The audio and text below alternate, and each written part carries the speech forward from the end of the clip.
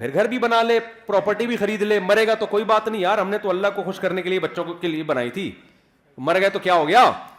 ابے لوگ کہہ رہے ہوتے ہیں نا, بیچارے نے اتنی محنت سے کروڑوں روپے کا گھر بنایا, بیچارے کو رہنا نصیب نہیں ہوا, تو اتنا کیوں طرز کھا رہے ہو, رہ بھی لیتا تو کتنے دن رہ لیتا. یوں بولا کرو, بیچارے نے اللہ کو راضی کرنے کے لیے گھر بنایا, رہنا نصیب ہو یا نہ ہو اللہ راضی ہو گیا, کیونکہ اس نے اپنے بچوں کا سوچا تھا. نہیں آ رہی بات سمجھ میں؟ تو کیا بیچارہ کہاں سے ہو گیا بھائی, جس کے لیے بنایا تو وہ خوش ہے نا. ایک صاحب کی بچے کی جاب لگی ملٹی نیشنل کمپنی میں, پہلا دن تھا اس کا, انا للہ ہو گیا بیچارے کا نا کرنٹ لگنے سے. اب ماں رو رہی ہے, ہائے میرا بچہ آج پہلا دن تھا. میں نے کہا بھائی اگر آخرت کے لیے یہ کام کیا ہے نا تو کامیاب ہو گیا, آخرت کے لیے نہیں کیا تو آج نہیں تو کل بہرحال اس نے مرنا تھا. کتنے دن زندہ رہ لیتا ہے انسان.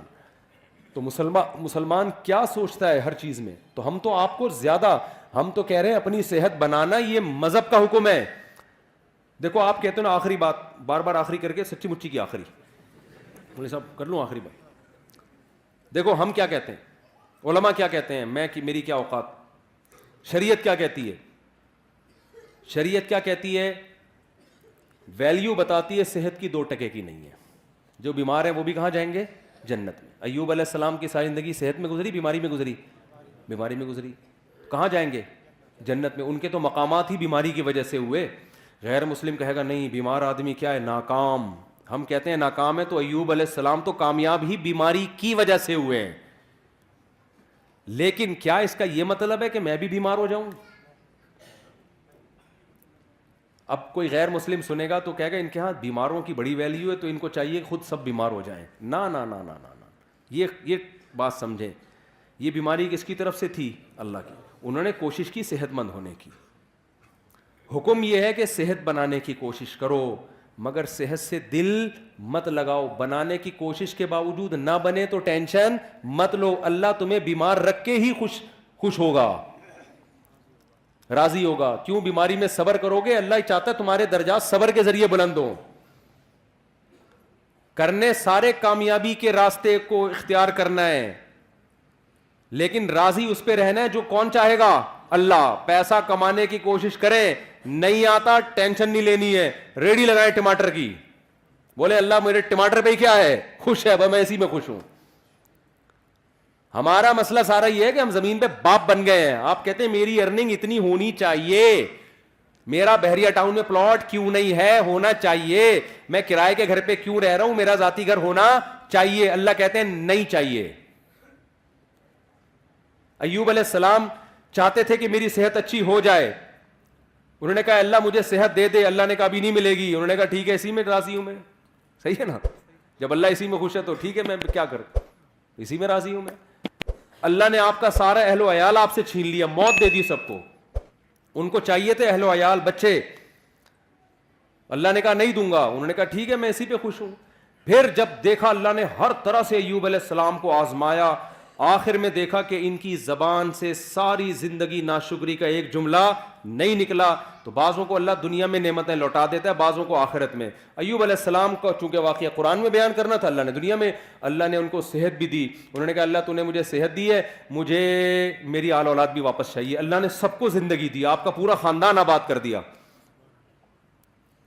اور اس بیماری کی حالت میں ٹڈیاں گری سونے کی ایوب علیہ السلام کے اوپر. بخاری کی حدیث ہے, جب ایوب علیہ السلام کو صحت ملی نا تو ٹڈیاں سونے کی, حالانکہ دولت ویسے ہی مل چکی تھی ایوب علیہ السلام کو, تو وہ ٹڈیاں جمع کر رہے ہیں سونے کی. تو اللہ نے کہا کہ اے ایوب کیا میں نے تجھے مستغنی نہیں, اتنا پیسہ دے دیا تجھے, اب تو یہ سونے کی کیوں جمع کر رہا ہے. تو ایوب علیہ السلام نے کیا کہا, اے اللہ میں تیری رحمت سے مستغنی نہیں ہوں. بات آ رہی ہے سمجھ میں, کہ جب تو دے رہا ہے تو پھر میں لوں گا, پھر میں نہیں کہوں گا کہ مجھے نہیں چاہیے. جب تو نہیں دے رہا تھا تو میں اسی میں انجوائے کر رہا تھا, خوش تھا میں اس میں, صبر کر رہا تھا. انجوائے کا مطلب صبر کر رہا تھا میں, راضی تھا. جب تو دے رہا ہے تو پھر تو لیں گے نا. لوگ پتہ ہے مولویوں سے یہ تصور رکھتے ہیں کہ غریب بھی یہ رہے, پیسہ آئے تو بھی ٹکرے ماریں گے, نہیں چاہیے ہمیں, سارے پکوڑے سموسے ہم ہی کھائیں. یہ مولوی لوگ رکشے میں ہی جائیں, W11 میں ہی لٹک لٹک کے جائیں. تو بھائی اگر کسی مولانا کے پاس پیسہ ہے یا گاڑی ہے, وہ تو ضروری نہیں جس کے پاس گاڑی ہو پیسہ بھی ہو, یہ جس کی 4 بیویاں ہو پیسہ بھی ہو, یہ ضروری نہیں ہے.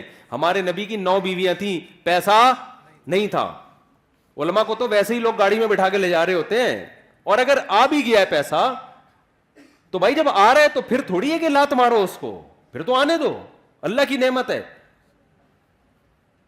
اگر آپ افطاری کے لیے بیٹھے ہو اور سموسے پکوڑے آ جائیں, آپ کہیں نہیں میں نہیں کھاؤں گا, تو اللہ خوش ہوگا؟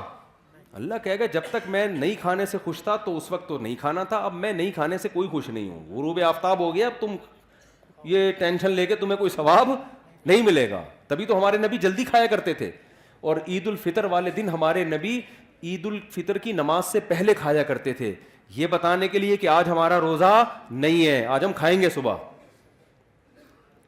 کیونکہ اللہ نے پابندی ہٹا لی ہے تو ہم کھائیں گے اب. تو اس لیے میرے بھائی جب آ رہا ہے تو پھر آنے دو, دل پھر بھی نہ لگاؤ, نہ اس وقت لگاؤ نہ اس وقت, جب آ رہا ہے تو پھر اللہ کی نعمت سمجھ کے. تو ایوب علیہ السلام کو اللہ نے ان کا اہل و عیال بھی دے دیا, اللہ نے ان کو دولت بھی دے دی, اور یہی ان کی آزمائش تھی جس پر اللہ نے ان کا ذکر قرآن میں نعم العبد, کیا خوب بندہ تھا ہمارا. تو اس لیے میرے بھائی صحت کی بھی کوشش کرو. ایک بیماری اللہ کی طرف سے ہوتی ہے, ایک کس کی طرف سے ہوتی ہے؟ آپ کی حرکتوں کی طرف وجہ سے. جو حرکتوں کی طرف وجہ سے آپ کو ترقی نہیں مل رہی نا, اس پہ اللہ راضی نہیں. نہ ہمارے یہاں سائنٹسٹ پیدا ہو رہے ہیں, نہ ہمارے اچھے ڈاکٹر پیدا ہو رہے ہیں, نہ ہمارے اچھے انجینئر پیدا ہو رہے ہیں, اور ہم کہیں مسلمان چونکہ ایکچولی آخرت سے دل لگا بیٹھا ہے نا, ایکچولی اس وجہ سے ہم ترقی نہیں. تو بھائی تم پوستی ہونے کی وجہ سے ترقی نہیں کر رہے ہو, کرپٹ ہونے کی وجہ سے, سست ہونے کی وجہ سے ترقی نہیں کر رہے ہو. اس ترقی کو یہ نہیں کہیں گے کہ دنیا سے دل نہیں لگایا ہوا, یہ دنیا سے دل لگانے کی وجہ سے نہیں ہو رہی, کیونکہ صبح اٹھتا ہے اپنی مرضی سے, دل لگایا ہوا ہے کہ سارے مزے میں ابھی اڑا لوں, گٹکے میں ٹائم گزار رہا ہے, سٹے لگا رہا ہے, گٹروں کے ڈھکنوں پہ رات بھر بیٹھا ہوا ہے, تو صبح یونیورسٹی کہاں جائے گا؟ آئی بات سمجھ میں؟ تو اب ہم نے ترقی غیر مسلموں سے زیادہ کرنی ہے, کیونکہ ہمارے پیچھے مذہب کی موٹیویشن ہے. سلمہ ابن اکوع رضی اللہ عنہ گھوڑے سے تیز دوڑتے تھے. کیوں دوڑتے تھے؟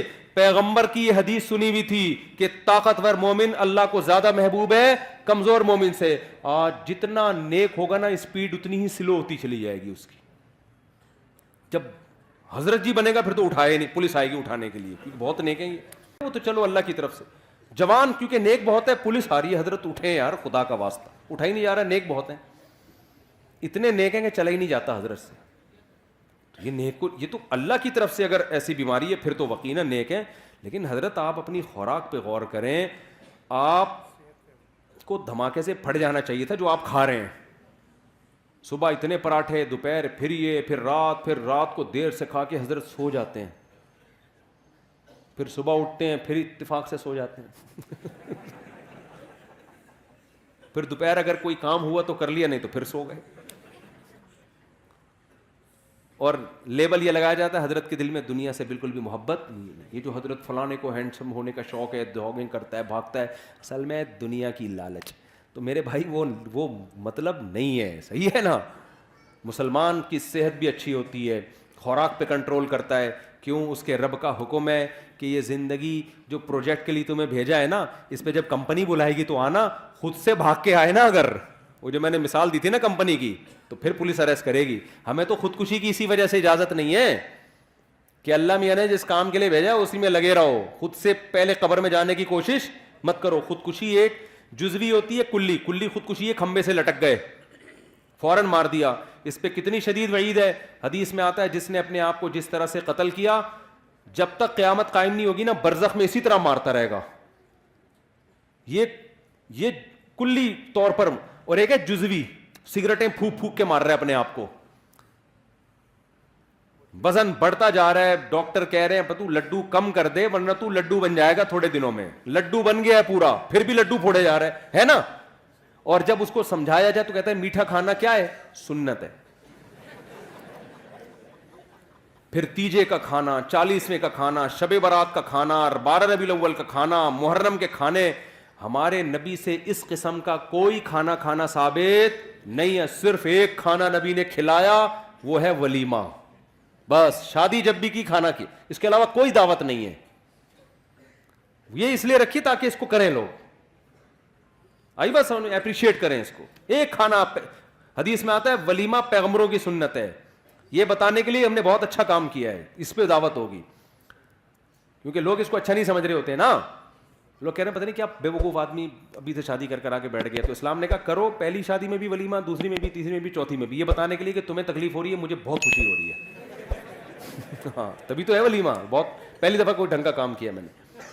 تو اب اس سے 4 شادیاں بھی آ گئیں. دنیا جب دل لگانے کے 4 شادیاں کس کے لیے کرنی ہے؟ اللہ کے لیے. پیغمبروں کی سنت ہے. نسل بڑھانا کس کی سنت ہے؟ پیغمبروں کی. ہم اس لیے کر رہے ہیں. اب اس میں اگر مزہ بھی آ رہا ہے تو آنے دو یار, جب افطاری میں بھی تو مزہ آتا ہے نا. اب آپ افطاری, کوئی غیر مسلم آئے بولے تو یہ سموسے کیوں کھا رہا ہے افطاری میں؟ آپ بولے اللہ کا حکم ہے. ابے تیرے تو مزہ آ رہا ہے اس لیے کھا رہا ہے تو آپ کیا جواب میں دو گے؟ بھائی جب اللہ کو مجھے یہ دیکھ کے مزہ آ رہا ہے کہ مجھے مزہ آ رہا ہے تو آنے دو نا. اللہ بھی خوش ہے, میں بھی خوش ہوں, کیا ہے تجھے کیا تکلیف ہو رہی ہے؟ کیا خیال ہے؟ 1 گھنٹہ پہلے کھاتا تو مزہ تو آتا, لیکن اللہ خوش نہیں ہوتا. تو اللہ کو اس میں مزہ آ رہا ہے, اللہ بھی خوش ہے. اللہ ہی تو کہہ رہا ہے کھاؤ نا, کھاؤ. اللہ تو ہم کھا رہے ہیں, مزہ بھی آ رہا ہے, اللہ بھی خوش ہو رہا ہے. تو اسی طرح شادیوں میں اللہ نے کہا مزہ بھی آئے گا اور اللہ بھی کیا ہوگا؟ خوش ہوگا, کیونکہ اس مزے سے یہ چاہتا ہے اللہ کہ یہ مزہ تم کرو. لیکن اگر گرل فرینڈ رکھی, بد نظری کی, انٹرنیٹ پر فحش فلمیں دیکھی, مزہ تو آئے گا مگر قیامت میں یہ مزہ کرکرا, کیونکہ اللہ کو غصہ بہت آئے گا اس پہ. حلال میں مزہ بھی ہے اور اللہ کی رضا بھی ہے. میں جب دوسری کر رہا تھا نا, لوگ کہہ رہے تھے ابے سنت کا لیبل لگایا ہوا ہے, اصل میں تو مزے اڑانے کا شوق ہے. تو میں نے کہا مزے اڑانے کا شوق تو تمہیں بھی ہونا چاہیے. کیا خیال ہے, کس کو نہیں ہے دنیا میں؟ لوگ گٹکے کھا رہے ہیں, چھٹے لگا رہے ہیں مزے کے لیے, تو تم بھی کر لو. میں تو کر اس لیے, میں نے کہا یار جب اللہ کو خوشی ہو رہی ہے کہ اگر مجھے مزہ آ رہا ہے تو اللہ کو خوشی ہو رہی ہے, تو میں کیوں نہیں کروں ایک کام. بھائی ویسے آتا واتا نہیں ہے, یہ دماغ میں رکھ لینا, حقیقت بتا رہا ہوں میں. کیونکہ ابھی کل ایک بندے کا چند دن پہلے ایک بندے کی پرچی آئی کہ میں نے دوسری کی ہے, مجھے بالکل بھی مزہ نہیں آ رہا. کیونکہ اس کا حاصل یہ تھا, کیونکہ میری بیوی دھمکی دے رہی ہے, گھر آئی نا الٹا لٹکا کے ماروں گی تجھے میں, سالے الگ ڈنڈے ونڈے لے کے چل رہے ہیں. لیکن اگر آ بھی جائے تو بھائی اس پہ اللہ کو کوئی غضب نہیں ہے, اللہ اس پہ کیا ہے؟ خوش ہے. کیوں؟ اس پہ بہت ساری برکتیں ہوتی ہیں. آپ ایک عورت کو بچا لیتے ہو برائی سے, آپ خود برائی سے بچتے ہو, آپ کو اولاد ملتی ہے, آبادی بڑھتی ہے, اس سے ملک میں جوانوں کا ریشو کیا ہوگا؟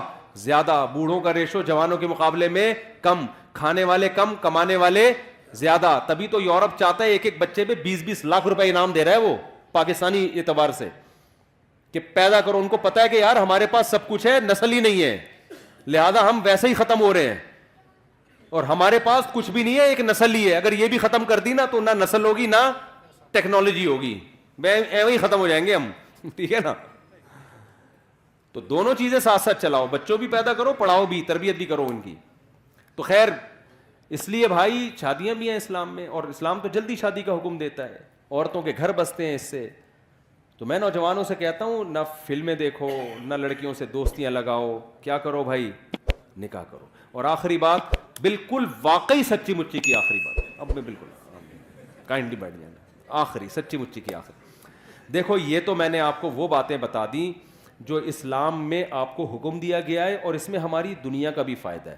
کچھ باتیں ایسی ہیں کہ اسلام لیکن یہاں سے شروع نہیں ہوتا کہ ترقی ہی کرنی ہے, یہ بھی ایک حصہ ہے. شروع پتہ ہے کہاں سے ہوتا ہے اسلام؟ سب سے پہلے مسلمان کو اللہ کا بندہ بنانے کے لیے, کلمہ توحید پڑھوانے کے لیے اسلام جو سب سے پہلا عمل آپ سے کرواتا ہے نا, تاکہ آپ یہ ثابت کریں کہ میں اللہ کا بندہ ہوں, وہ سب سے پہلا عمل ہے 5 ٹائم مسجد میں جماعت کے ساتھ نماز پڑھنا. سمجھ میں آ رہی ہے بات؟ 5 ٹائم مسجد میں جماعت کے ساتھ نماز. جو یہ نہیں پڑھتا وہ ترقی کرتے کرتے چاند پہ پہنچ جائے.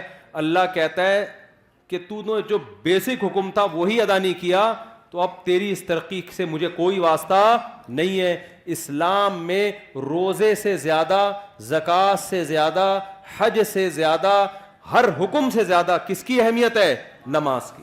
واحد حکم ہے جس کے بارے میں بعض ائمہ کی یہ رائے ہے کہ نماز جان کر چھوڑ دینے والا اسلام سے خارج ہو جاتا ہے. تو جتنے لوگ یہاں بیٹھے ہوئے ہیں نا, فجر میں بھی اتنے ہی بولو ہونے چاہیے. شروع تو یہاں سے ہوگا نا, یا ڈائریکٹ سائنسدان بن جاؤ گے؟ بننا تو ویسے بھی نہیں ہے, یہاں سسٹم ہی نہیں ہے. یہاں سائنس جو بنتے ہیں وہ ویسے ہی باہر چلے جاتے ہیں, یہاں رہتے ہی نہیں ہے. تو ابتدا کہاں سے کرنی ہے؟ پہلے یہ تو ثابت کرو اے اللہ ہم تیرے بندے ہیں. تو یہ ثابت کرنے کے لیے صرف سموسے نہیں کھانے افطاری کے ٹائم پہ بیٹھ گئے, یا 4 شادیاں نہیں ہے. سب سے پہلے کیا ہے؟ نماز ہے. سب سے پہلے کیا ہے؟ تو جتنے لوگ یہاں مقامی بیٹھے ہوئے ہیں, ہاتھ اٹھا کے وعدہ کریں کل فجر کی جماعت کتنے بجے یہاں پہ؟ 6:25 پہ. تو 6:15 بجے کم از کم 10 منٹ پہلے آئے نا. جتنے لوگ یہاں بیٹھے ہوئے ہیں ابھی وعدہ کریں کہ سب 6:15 پہ یہاں مسجد میں موجود ہوں گے. جتنے محلے کے لوگ ہیں ہاتھ اٹھا کے وعدہ کریں ابھی. اور اس کی پلاننگ رات کو کر کے سونا ہے. اب آپ کہہ سکتے ہیں جی جزاک اللہ, اب آپ کہہ سکتے ہیں صبح اٹھائے گا کون؟ الارم جو ہے نا ابھی لے لیں جا کے, کوئی تیز الارم والی گھڑی ابھی خریدیں جا کے. کراچی کی سردیوں کی راتیں بہت لمبی راتیں, بھی مارکیٹیں کھلی ہوئی ہوں گی. تیز الارم والی گھڑی رکھیں, سوئیں اور دور الماری کے اوپر رکھ دیں. قریب رکھ کے سوئیں گے نا تو دبا کے دوبارہ سو جائیں گے آپ. ہاں, تیز الارم والی گھڑی دور رکھیں, اتنی زور سے بجے کہ آپ کو ٹینشن ہونا شروع ہو جائے, یار اس کو اٹھ کے جا کے بند کرنا پڑے گا ورنہ محلے والے آ جائیں گے. ایسی گھڑی ہو, دور رکھیں اس کو. ہوتا یہ ہے کہ جب آدمی گہری نیند میں ہوتا ہے پھر کہتا ہے یار بیان میں مفتی صاحب نے کیا تھا, فجر کی اہمیت بھی بہت بیان کی تھی, اللہ کی بندگی کے لیے ہم دنیا میں آئے ہیں, کمپنی نے پروجیکٹ دیا تھا, یہ دیا تھا, وہ بڑے سے بڑے سے وہ گھوڑے سے دوڑنا چاہیے, یہ کرنا چاہیے, سموسے بھی کھانے چاہیے, سب چیزیں اٹرم پٹرم نہ آ رہی ہوں گی, عمل زیرو ہوگا. تو شروع کہاں سے کرنا ہے بھائی؟ نماز سے. پھر جب گہری نیند ہوگی آدمی کہے گا کل سے انشاءاللہ میں فجر کی نماز شروع کروں گا, اور وہ کل قیامت تک نہیں آئے گی. گہری نیند میں یہی آ رہا ہوتا ہے. تو آپ نے کیا کرنا ہے؟ دور رکھنا ہے. اس سے جب آپ اٹھ کے جائیں گے نا اس کو بند کرنے کے لیے, تو آدھی نیند آپ کی غائب ہو چکی ہوگی. اس کے بعد آپ نے کیا کرنا ہے؟ شیطان کہے گا ابے مسجد کے تو پورا ہی ایک دن سے ہی مولوی بن جائے گا کیا, تو اتنا نیک بن جائے گا؟ ابھی آہستہ آہستہ یار, ابھی تو ہم عشاء سے شروع کریں گے. تو آپ نے شیطان کو کیا کہنا ہے؟ یہ میں بالکل صحیح نسخہ بتا رہا ہوں. آپ کو نے شیطان کو کہنا ہے میں صرف واش روم سے فارغ ہو کے آ رہا ہوں, نماز پڑھنے مسجد میں نہیں جاؤں گا. جب واش روم سے فارغ ہو جائیں گے آپ, تھوڑی نیند اور زیادہ غائب ہو جائے گی. پھر شیطان کہے گا اب سو جا. آپ کہیں گے ٹھہرو, رکو ذرا ٹھہرو رکو ذرا. پھر آپ نے کیا کرنا ہے؟ آپ نے شیطان سے کہنا ہے صرف میں وضو کر لوں پھر میں سو جاؤں گا. یہ حدیث کا مفہوم پیش کر رہا ہوں میں. شیطان 3 گرہیں لگاتا ہے. جب انسان اٹھتا ہے ایک گرہ کھلتی ہے. تو حدیث میں آتا ہے جیسے جیسے یہ عمل کرتا چلا جائے گا نا گرہ, یہاں تک کہ جب وضو کر لے گا نا تو آپ نے فرمایا 3 گرہیں, اب شیطان کا زور نہیں چلے گا. اب آدمی کہے گا یار اتنی قربانی دے کے وضو کر لیا ہے, اب جاؤ فجر کی نماز. اور خدا کی قسم فجر پڑھیں گے مزہ نہ آئے پیسے واپس. جتنا لطف اللہ نے فجر کی جماعت میں رکھا ہے نا اتنا کسی نماز میں نہیں رکھا. آپ کہیں گے آج تو ہٹو بچوں ہو گیا یار, سموسے میں وہ مزہ نہیں آیا جو فجر پڑھنے میں آیا. اتنا کتنے اچھے کام سے ابتدا ہوتی ہے یار دن کی. غیر مسلم اس نعمت سے محروم ہے. وہ صبح اٹھتے ہی ایسی آفس چلے جاتے ہیں, بس اپنی پینٹ پہنی اور چلے گئے آفس. ہمارا اللہ نے کتنا پیارا نظام رکھا. وضو کا اپنا مزہ ہے, ایسے وضو کرتا ہے, دانت صاف کرتا ہے, چہرہ دھوتا ہے, مسح کرتا ہے, پاؤں دھوتا ہے, اس کے بعد مسجد میں آتا ہے. کیسا سکون کا ماحول. صبح صبح لڑ بھی نہیں رہے ہوتے لوگ, باتیں بھی نہیں کر رہے ہوتے, سب تمیز سے بیٹھے ہوئے ہوتے, نیند ہوئی بھی ہوتی ہے نا سب کی, ایسے نہ کوئی غیبت ہو رہی ہوتی ہے, سب آرام سے. امام کو پیچھے مڑ مڑ کے بھی نہیں دیکھ رہے ہوتے کب آ رہا ہے کہ نہیں آ رہا. ظہر میں آدھا منٹ امام لیٹ ہو جائے نا سب مڑ مڑ کے, ٹینشن ہوتی ہے. فجر میں نے دیکھا تھوڑا لیٹ بھی ہو جاؤ نا, لوگ آرام سے بیٹھے ہوتے, سکون میں ہوتے ہیں نا, نیند پوری ہو گئی, ڈپریشن نہیں ہوتی. ظہر میں دیکھیں گے پتہ نہیں کدھر رہ گیا, کیا ہو گیا, پھر ادھر سے باتیں ابھی کہاں رہ گئے امام, تو ٹینشن ہوتی ہے. تو آ کے بیٹھیں گے, پھر امام کے پیچھے اللہ کے سامنے ہاتھ باندھ کے کھڑے ہوں گے, رکوع کریں گے, سجدہ کریں گے, سبحان ربی الاعلیٰ سبحان ربی الاعلیٰ, تلاوت سنیں گے, سلام پھیریں گے, ہٹو بچوں ہو جائے گا. پھر پوستیوں کی طرح جا کے دوبارہ سو جائیں گے, اٹھیں گے پھر وہی 11 نہ سوئیں تو اچھا ہے, لیکن چلو نماز تو پڑھ لی نا, دن کی ابتدا تو اچھی ہو گئی, تو کریں گے. اور جس نے فجر پڑھ لی نا جماعت سے, تو باقی نماز میں جماعت سے پڑھانے کی اس کو ترغیب دینے کی ضرورت, باقی اس کا باپ بھی پڑھے گا انشاءاللہ. وہ کہے گا یار جب مشکل کام کر لیا, دین کی ابتدا اچھے کام سے ہوئی تو پھر باقی بھی اچھا ہو جائے. اللہ ہمیں سمجھنے کی